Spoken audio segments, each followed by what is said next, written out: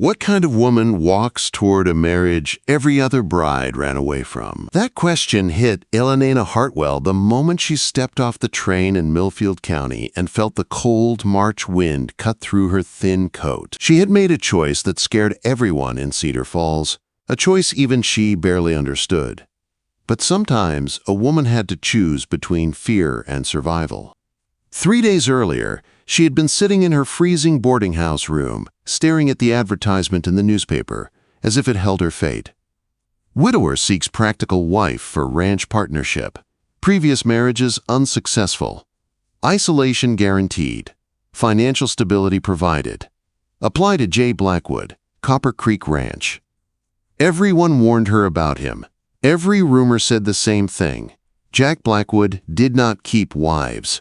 The first had run from his ranch in the middle of the night.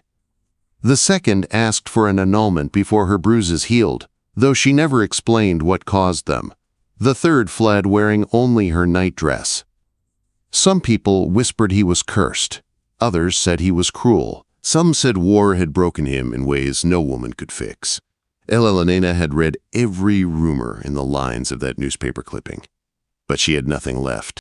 Her husband Thomas died in a mining accident 8 months earlier, leaving her with debts she could never pay. The pitying looks from town were worse than the hunger she hid. When her sister-in-law suggested she take work down by the railroad, work no decent woman survived. Something inside Elellanena shattered. She wasn't going down like that. She wasn't giving up, so she wrote the letter, clear, steady, and honest. She was not seeking romance. She was not fragile. She needed a roof, a purpose, and a chance. Jack Blackwood answered with just 4 lines. Your letter is satisfactory. Train fare enclosed. Arrive March 28th, 2:15 p.m. Someone will meet you. Now she stood on the empty platform with her carpet bag in hand. Her heart beat hard enough to shake her ribs. Only a handful of people got off the train, and none looked her way. She thought for a moment that maybe he hadn't come. Maybe he'd changed his mind like the others. Then she saw him. A tall man leaned against a black horse near the hitching post. He didn't wave. He didn't smile. He only watched, pale blue eyes fixed on her like he already knew every decision she had ever made. He stood straight, boots planted wide, shoulders broad under a dark wool coat. A scar cut down from his temple across his cheek, sharp and old, like it had been carved there to warn people away. Elellanena felt her breath catch. Every rumor she'd heard suddenly came back with full force. But she forced her feet forward. If she turned back now, she had nowhere to go. Mr. Blackwood, she said when she reached him. He nodded once. Mrs. Hartwell, you came. Did you think I wouldn't? The others changed their minds. He took her carpet bag from her hand with quiet strength. This all you brought? He asked. I don't own much worth bringing. Something flickered behind his eyes. Not softness, not warmth, just recognition. He secured her bag to his saddle, then motioned toward a smaller brown mare. You can ride. Yes. Good. It's 8 miles to the ranch. Road's rough. Weather worse. His voice was deep, steady, and cold as the wind. He helped her mount the mare, his hands firm but distant, as if touching her meant nothing to him. Then he swung into his own saddle and led the way without another word. They rode in silence through miles of pine forest and rolling hills. The world around them felt wild and endless. No farmhouse, no smoke, no sign of people at all. Just mountains rising like dark giants behind the clouds. She began to understand the word isolation in his advertisement. How long have you owned the ranch? She finally asked, just to break the heavy quiet. Since 75. You served in the war? Yes. There was nothing else, no invitation to ask more, no opening for kindness. So she rode behind him, feeling the weight of her choice. Whoever he was, broken, dangerous, or simply cold, she would have to face him alone. By sunset, they reached the ridge overlooking Copper Creek Ranch, and Elellanena stopped breathing. The house below was enormous, a 2-story Victorian with wraparound porches and tall windows that glowed faintly under the dying light. Outbuildings stretched across the valley, barns, sheds, corrals, more structures than she'd ever seen on one property. But the ranch was silent. No smoke curled from the chimneys, no voices carried on the wind. It felt like a beautiful place hollowed out from the inside. "It's impressive," she said quietly. "It's practical," Jack answered. 8 rooms, indoor plumbing. Kitchen big enough to feed a crew. They rode down to the barn, where he unsaddled the horses with quick, practiced movements. Then he grabbed her bag and led her toward the house. The front door opened into a grand foyer, but the moment Elellanena stepped inside, her heart tightened. The house was spotless but empty. No pictures, no rugs, no signs anyone lived here at all. "Your room's upstairs," Jack said. "Second on the right." "My room?" she repeated. He met her eyes. "Did you think we'd be sharing?" Heat rushed to her cheeks. "I meant no offense." Quote, "This is a business arrangement," he said, voice flat. "You manage the household, nothing more." Something in her sank at his words, though she didn't know why. She wasn't here for romance. She wasn't here for affection. "I appreciate your honesty," she said. He turned toward the stairs, then paused. "The other women left because they wanted something I couldn't give. As long as you remember why you're here, we'll get along." With that, he walked upstairs, leaving her standing alone in the cold, echoing house. Elellanena looked around, her heart pounding. She had stepped into a marriage no one survived, and somewhere deep inside, a question rose, like a whisper she couldn't shake. What had the other brides seen in this house that made them run? The next morning began with silence so thick it felt like part of the walls. Elellanena woke before dawn, dressed quickly, and walked downstairs, expecting to find Jack somewhere in the house. Instead, she found only a half-empty cup of coffee on the kitchen table and the faint warmth of a stove he had already used. He was gone. No note, no instructions, no welcome. Just the cold truth that she had married a man who lived like a ghost inside his own home. Elellanena rolled up her sleeves and started working. It was the only thing she knew how to do. She cleaned the pantry, checked supplies, washed the dishes Jack left behind, and explored the rest of the house. Each room was perfectly clean, but strangely empty. No photos, no decorations, no sign of any former wives at all. Almost as if Jack erased every woman who ever lived here. Her stomach twisted. She tried to shake the thought, but it stayed with her like a shadow. By mid-morning, she made breakfast for herself, ate quietly, and then began organizing the study. That was when she opened the desk drawer and froze. Inside was a bundle of letters tied with a blue ribbon. Her breath caught. The names on the envelopes told the story clearly. Rebecca Morrison, Martha Powell, Susan Crawford.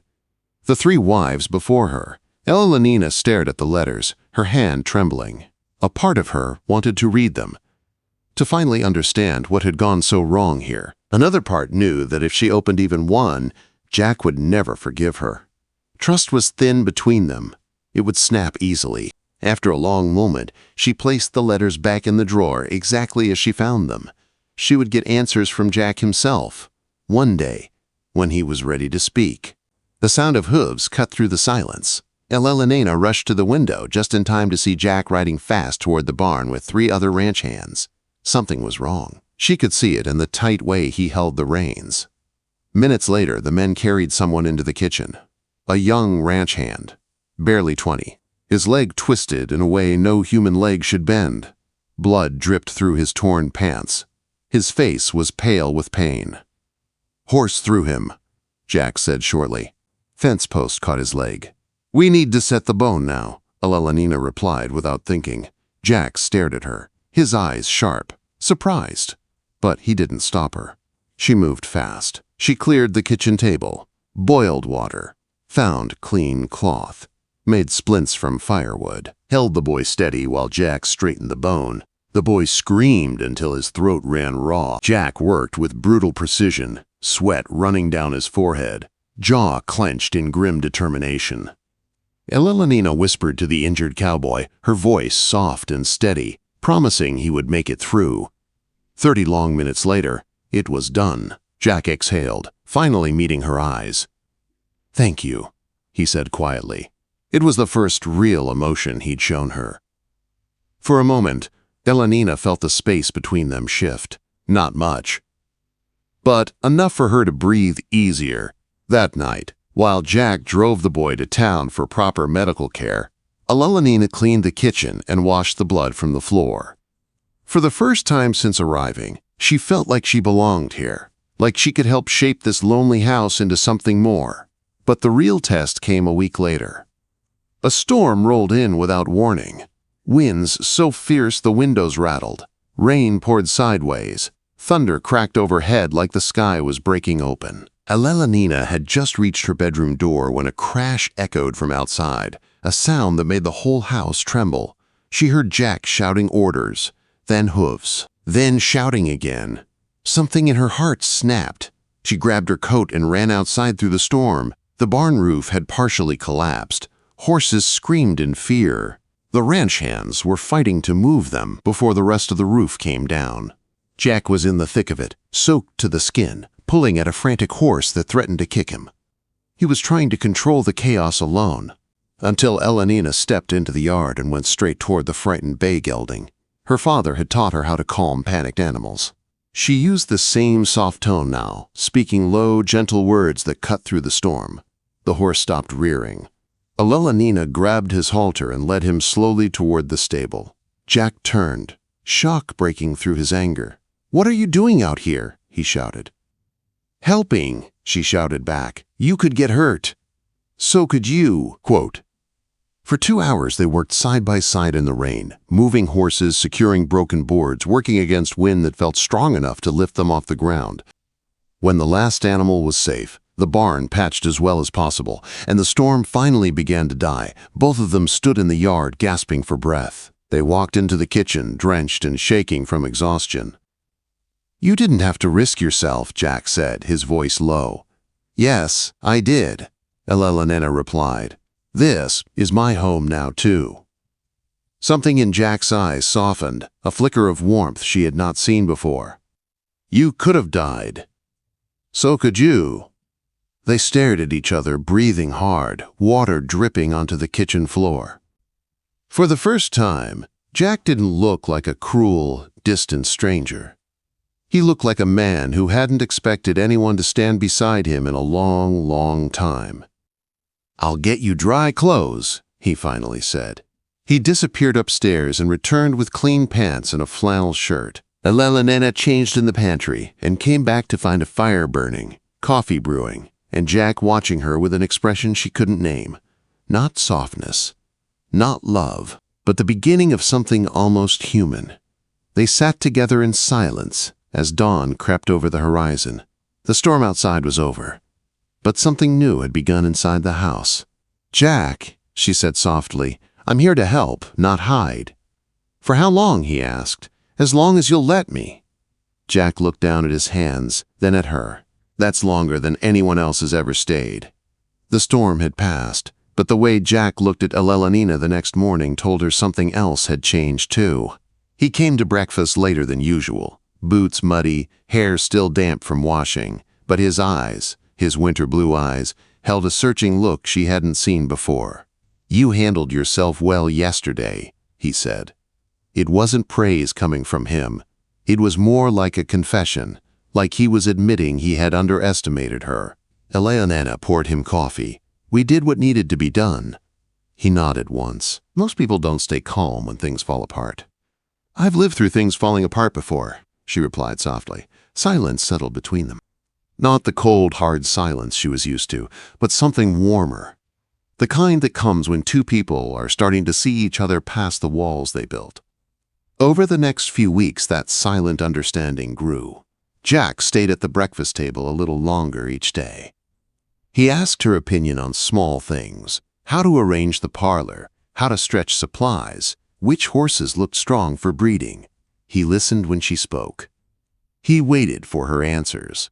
But the biggest shift came at the end of April, when she found the ledgers spread across the kitchen table, columns of numbers, debts, overdue payments. A bank notice tucked between pages like a threat. "How bad is it?" she asked. Jack closed the book. "Bad." "How bad?" Quote, $3,000 by August or the bank takes everything. Elellanena felt the weight of it settle in her chest. She'd known the ranch felt too big, too empty. She never imagined it was hanging on by a thread. "What's your plan?" she asked. "Work harder. Pray the cattle bring enough. And if they don't?" He didn't answer. She lay awake that night, staring at the ceiling, thinking of everything she'd lost before coming here. And everything she was afraid to lose now. The ranch wasn't just Jack's home anymore. It was hers. The first place since Thomas died that felt like she could build a life again. By morning, she had a plan. When Jack came in from the field, she met him at the door. "I'm going with you to Denver." He froze. "What?" "To the cattle auction." "No." His answer was sharp and immediate. "It's not a place for a woman." "They won't take you seriously alone," she said. "But with a wife beside you, one who can talk business, they will listen." "You don't know anything about cattle auctions." "But I know people," she said. "I know how buyers think. I know how to negotiate. Let me help."